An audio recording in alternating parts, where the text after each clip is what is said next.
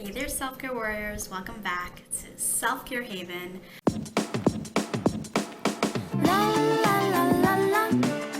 Gotta learn to love myself. Today I'm going to show you 3 questions that you can ask to start deprogramming some of your childhood falsehoods that have been instilled in you if you grew up in a narcissistically abusive household, or you happen to have relationships early on with toxic narcissists or sociopaths or psychopaths. So the first question that I want you to ask yourself is usually appropriate when you've been triggered by something or someone and you find yourself especially triggered, which means that there's something within you that is doubly wounded by that present trigger, and it's hailing you back to the past, something about your childhood programming that reminds you and is reminiscent of your childhood programming. So for example, let's say as a child, you were always constantly told that you were not pretty enough or you were not smart enough. And then the present trigger might be a narcissistic, toxic partner who makes you feel unintelligent or comments on your appearance in a way that's very critical, and compares you to others or compares your appearance to other people. Well, what's going to happen? They're not only bringing up that past wound, they're also manufacturing a new insecurity that you may not have thought about consciously in years, but this specific incident is bringing up for you. So the first question that you have to ask when that sort of thing happens is, who taught me this? And what does it represent to me? So when you ask who taught me this, it could have been your narcissistic mother, your father, your grandparents, whoever was a toxic influence in your life in early childhood. And for you, that might represent not being enough, not being worthy, not being valuable, feeling as if you had to equate your appearance or your intelligence with worthiness, when in fact you are already worthy just by being you, just by being human. You're worthy and valuable and deserving of respect and decency, and you don't need to be any more intelligent or any more beautiful than anybody else in order to get that respect, right? So that's one question that you can use to go a little bit deeper into that sort of programming that's in your mind. And the second question that I would recommend you ask is, what evidence have I been presented in this lifetime to reinforce this belief, this false belief?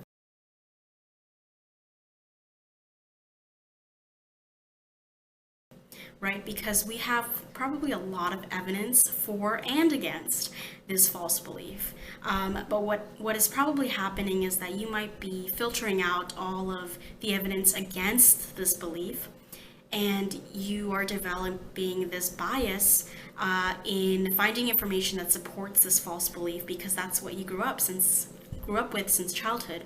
So even if throughout your adolescence you were told you're attractive or you're smart or whatever the false belief went against, whatever evidence was against that false belief, I should say, even if you were presented with those facts, you were able to dismiss it, minimize it, or say like, oh, that person is just being nice, or they're just being sweet. They say that to everyone. You kind of brush it off and you don't take it into account.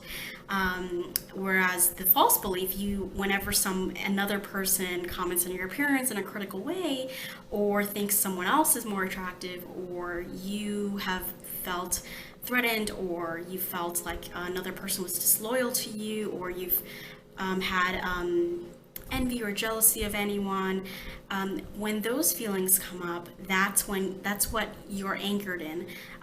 Your trigger becomes re-anchored in a sense. You anchor back into that false belief because you start to ignore any evidence against it, and you start to pull in all of the evidence for that false belief. So throughout your lifetime, you've probably accumulated a lot of evidence to support this false belief. And so what this second question does is uncover those layers of what's been accumulated as evidence in order to support your false belief. And then you have to filter out some of the negativity and bring in some of the positivity, right? What are the sources of evidence that you can pull in that are against, that counteract this false belief? So maybe the fact that your narcissistic mother or whoever, the toxic parent or influence in your life, expressed jealousy towards you as a young child. Maybe they expressed some sort of jealousy or resentment towards your success or towards your appearance. Or, narcissistic mothers might be prone to seeing their children as sources of competition, which is ridiculous, but it happens. That's how they treat their children, especially narcissistic mothers with their daughters, is that they treat them as sources of competition.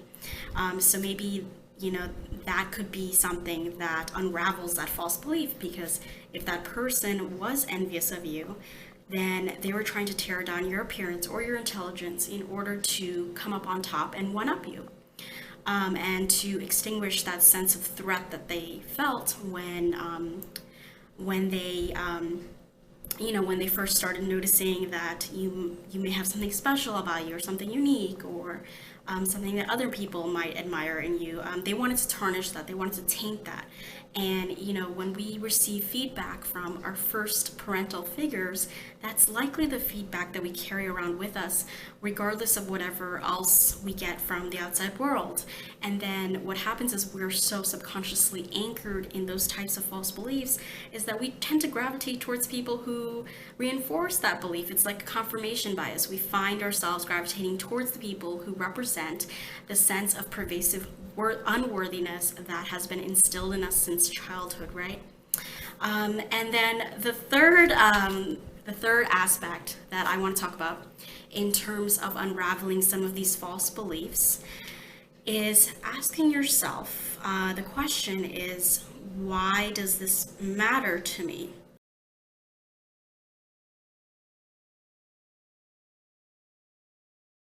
So the fact that these comments, these put downs, have been reinforced and subconsciously programmed into you is obviously one reason why this is important to you.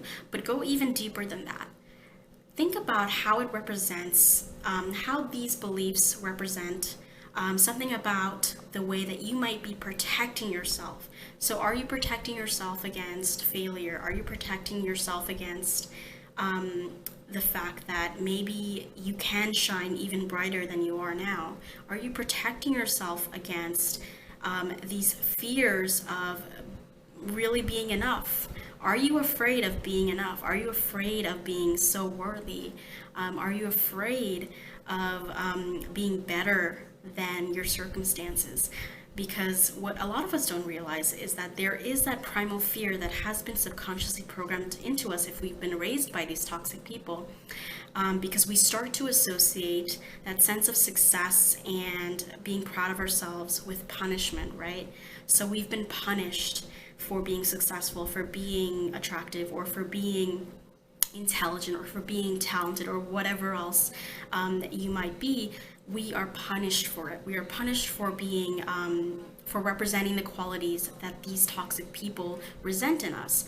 And once we start to associate that level of success, that level of achievement, or that level of natural ability with punishment and shame and guilt, what do? We start to self-sabotage, and we have that negative self-talk that makes us anchor ourselves back into that present trigger, because even if we make a great deal of progress, we might take 2 steps backwards in order to maintain the status quo, and we might not even know that we're doing it.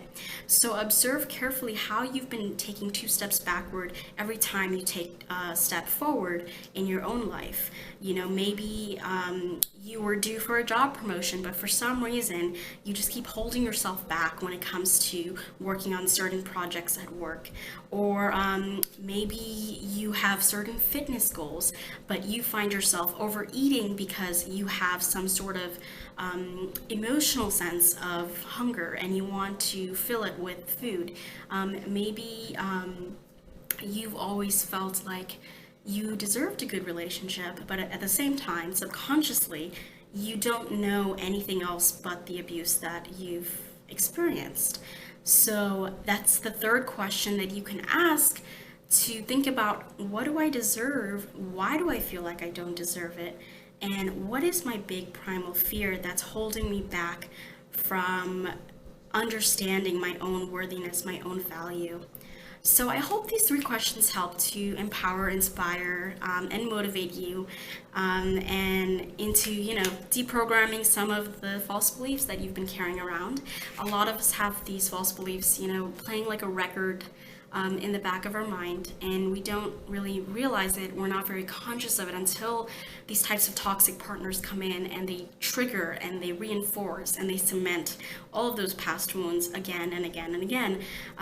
Just like I talked about with simultaneous wounding, they're not just bringing up old insecurities, they're also manufacturing new ones. So maybe they're even bringing up things that never happened to you in childhood, but maybe related to something that you experienced in childhood.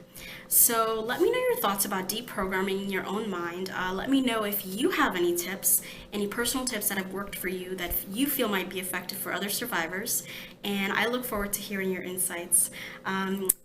Thank you again for all of your support, and I look forward to hearing from you. Until then, take care.